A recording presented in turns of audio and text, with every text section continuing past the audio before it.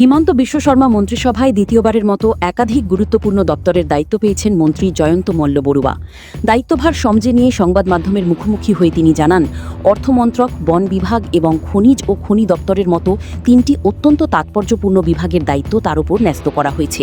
দ্বিতীয়বারের জন্য মন্ত্রী হিসাবে এই বড় দায়িত্ব পাওয়ায় তিনি মুখ্যমন্ত্রী ডক্টর হিমন্ত বিশ্ব শর্মাকে আন্তরিক ধন্যবাদ ও কৃতজ্ঞতা জ্ঞাপন করেছেন।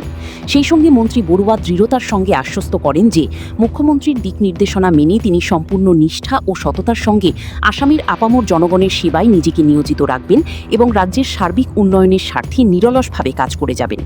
Assam prime network. মন্ত্ৰী ডাঙৰীয়াক ধন্যবাদ দিছোঁ যে এইবাৰ দ্বিতীয়বাৰৰ কাৰণে মই মন্ত্ৰী হৈছোঁ আৰু এই মন্ত্ৰিত্বৰ কাৰ্যকালত মুখ্যমন্ত্ৰী ডাঙৰীয়াই বিত্ত বিভাগৰ দৰে এটা অত্যন্ত গুৰুত্বপূৰ্ণ বিভাগ বা বন বিভাগৰ দৰে গুৰুত্বপূৰ্ণ বিভাগ, মাইন্স এণ্ড মিনাৰেলৰ দৰে বিভাগ, তিনিটাকৈ যথেষ্ট গুৰুত্বপূৰ্ণ বিভাগ মোক দায়িত্ব দিছে।